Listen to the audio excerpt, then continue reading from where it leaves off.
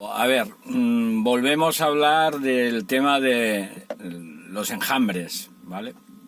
Importante el tema de los enjambres, sobre todo porque está viendo, ya lo dije en otro vídeo cortito, está viendo, digamos, muchos días de relax, de tranquilidad por parte de las abejas que se quedan en la colmena. Y ahí evidentemente ellas notan de que son muchas, de que hay poco espacio y que se tienen que poner las pilas y hacer enjambres, ¿no? Entonces, bueno, lo dicho, cuando viene semanas con lluvia y demás, luego vienen los enjambres. ¿Qué puedo comentar? Hoy he recibido un mensaje por parte de un ayuntamiento que se ha puesto en contacto, un vecino, preocupado porque pensaba que el enjambre, más que un enjambre de abejas, era una acumulación de avispa asiática, ¿no? No era avispa asiática, era un enjambre. Además era un enjambre pequeñito, quiere decir que ya había posiblemente enjambrado y volvía a ver otra reina y otro pequeño enjambre. Posiblemente era un enjambre de unos 300 gramos, o sea, insignificante, pequeño. Pero bueno, también hay que saber cómo actuar, ¿no? En el hecho de que un enjambre se te pose cerca del jardín y se te ponga en un arbusto, en un árbol, ¿no? Y se ponga ahí a descansar, no significa que vaya a quedarse el enjambre para la perpetuidad. O sea, no es una reina que por lo que sea se ha cansado, se ha posado en ese matorral, en ese arbusto, en ese árbol, y va a estar un pequeño tiempo. Ese pequeño tiempo que va a estar, pues evidentemente implicará si el lugar está cálido, si está tranquilo, si hay un poco de sombra, pues se da casos de que empiezan a construir estructura, cera, y se aposentan allá porque es un sitio donde está recogido, no hay ventilación, no hay unas corrientes de aire que las molesten y demás, y se confunden y la prisa por tener casa hacen que se pongan, ¿no? Pero normalmente no es así. Lo que te vas a encontrar normalmente es un pequeño enjambre o un gran enjambre que lo que hace es aposentarse ahí un tiempo de espera. ¿Qué quiere decir esto? Pues bueno, ese mismo enjambre va a haber una sección dentro de ese enjambre que van a salir a buscar un habitáculo, un lugar donde ellas puedan estar y generar su nueva casa y estar seguras, ¿no? Entonces, ¿qué pasa? Pues evidentemente va a haber unos grupitos que van a salir en direcciones diferentes a buscar una localización de nuevo hogar, ¿vale? Mientras eso ocurre, el enjambre está quieto, están guardando la reina dentro de, digamos, del corazón del enjambre. Hacia arriba se encuentra siempre la reina, bien protegida, bien agrupada, bien mimada, ¿vale?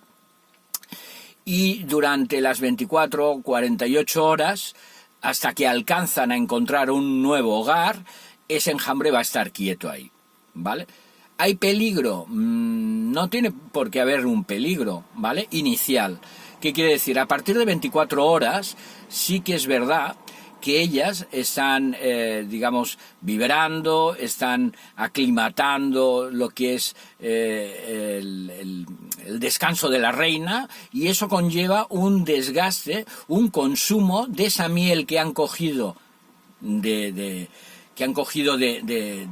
la colmena inicial, ¿vale? Porque ellas cuando enjambran lo que hacen es acopiar parte de la reserva de miel, se lo ponen en el buche, por eso un enjambre normalmente no pica. Ya lo he dicho en otras ocasiones que un enjambre normalmente no pica, pero siempre hay que tener, digamos, mucho cuidado de acercarse y hacer el tonto con los enjambres. ¿Por qué?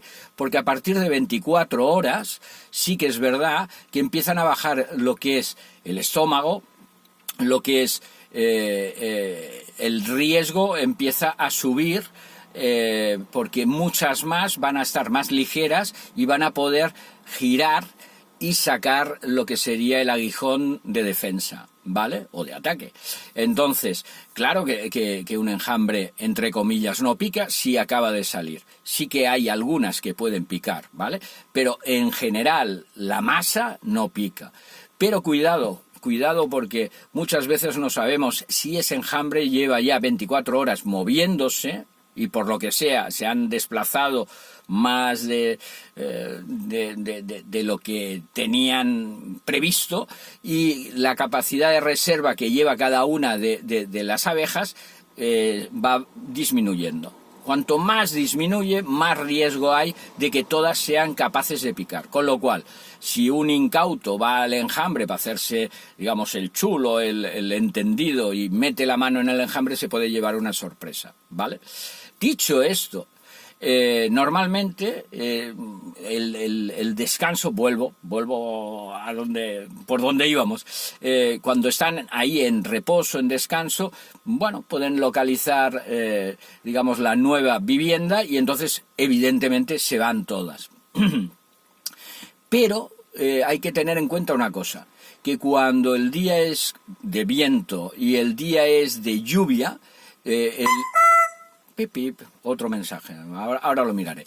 El día es de lluvia, evidentemente ese enjambre, si se moja, si esto, pues no va a quedarse mucho rato. O sea, cuando ves un enjambre así y empieza a llover, posiblemente ese enjambre, antes de que llueva, ellas ya lo notan, va a volar y va a ir a una zona protegida, ¿vale? Espero que esta pequeña, digamos, disertación que os he realizado os sirva para futuros encuentros con esos enjambres en casa, en el jardín, en donde sea, y que sepáis un poco cómo reaccionar. Yo siempre, eso sí, lo que indico es: no des por sentado nada, llama a un técnico, llama a alguien que ame las abejas, llama pues para que te den información suficiente para poder estar tranquilo, ¿vale? Pues nada, os dejaré a ver cómo lo hago. Pondré aquí el vídeo, no sé cómo lo haré, pero os pondré el vídeo, y si no, después de hablar, de expresar esto, os pongo la imagen de este pequeño enjambre que ha aparecido y que ha creado, digamos, un poco de alarma por parte de los dueños de la finca, y que en un principio ellos pensaban que era avispa asiática, pero no era avispa asiática, ¿vale? Era Apis mellifera. Ibérica me parece que no, ¿eh? Aquí estas ya tienen algo no son ibéricas, ¿vale? ¿Por qué? Estaríamos hablando de un tono más clarito. Las nuestras, las autóctonas, las de la península ibérica, acordaros que son pequeñitas y son oscuras, ¿vale? En este caso las veo más o germánicas o son claritas, o italianas, o son claritas, entonces, y son más bien grandotas, ¿vale? Bueno, pues nada, un saludo. Darle like, si no conocíais mi faceta, porque hace poco que estáis, pues nada, que sepáis que también toco el tema de las abejas, que llevo muchos años, que mimo mucho el tema de las abejas, que me encantan las abejas, que vibran las abejas con un potencial increíble. Además, os voy a contar una pequeña anécdota. ¿De dónde me viene a mí el mundo de las abejas? Pues es increíble, porque cuando era pequeño íbamos a un pueblo que se llamaba Lladó, y fuimos allá, al pueblo de Lladó, y me acuerdo que mis hermanos íbamos, yo tengo 4 hermanos, y yo soy el penúltimo, ¿vale? O sea, soy grande y soy pequeño. Yo he estado en las dos fases. Cuando mis hijas se pelean, siempre les digo: a ver, yo te entiendo como pequeña y te entiendo como grande, porque he estado en los dos, digamos, en el centro del huracán, ¿no?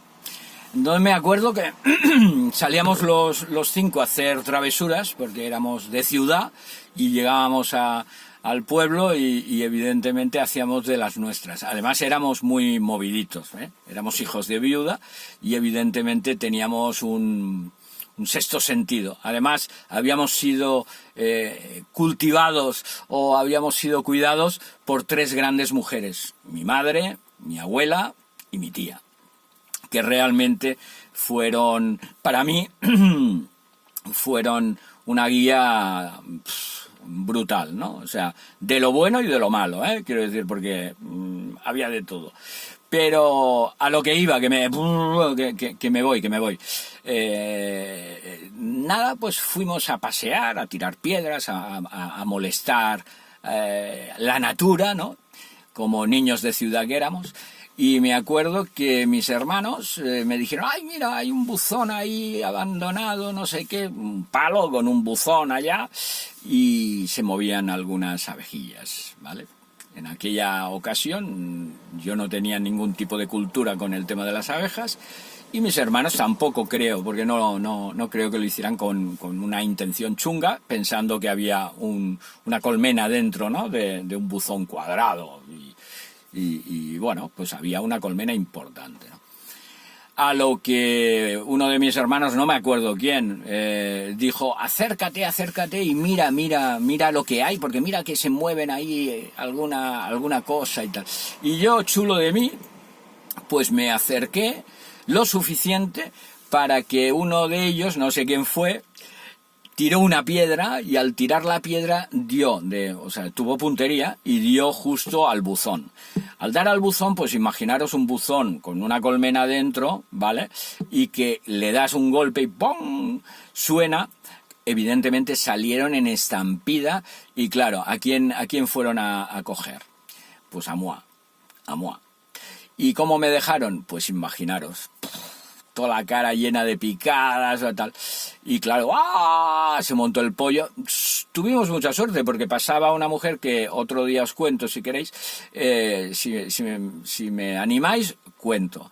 Y pasaba una mujer que la llamamos, por eso digo, la mujer de los huevos o la mujer del paraguas. Es que es muy divertido. Y me acuerdo que aquella mujer que era del pueblo, de repente vio la situación. Salieron todos corriendo, yo también, evidentemente, con la cara, pero llena de aguijones, brutal. Y la mujer, pues, ¿qué hizo? Nos llamó, me cogió, había un fangal allá con todo de barro, agua, y cogió la cabeza y me puso la cabeza en el fango y empezó a hacer así. Yo pensaba que me mataba, me acaban de picar y encima esta mujer me quiere ahogar.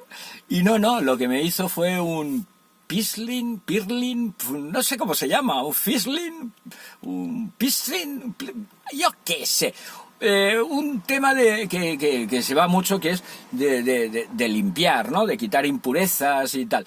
Y lo que consiguió ella fue eliminar en un tiempo récord, sacarme todos los aguijones, ¿vale? Con lo cual no dio tiempo suficiente a que me llenara todo de veneno, ¿no? Y de ¡buah!, la reacción. Aún así, evidentemente quedé impactado, ¿no? O sea, se me puso la cara. Pero sí, esa fue mi primera ocasión, fue la primera ocasión que yo tuve el beso el beso de las abejas. Tengo anécdotas con las abejas que son brutales, son muy divertidas. Y al paso de muchos años, pero muchos, estando en Barcelona tomándome un café con croissant, todo el que me conoce sabe que soy un sibarita con el tema del café y el croissant.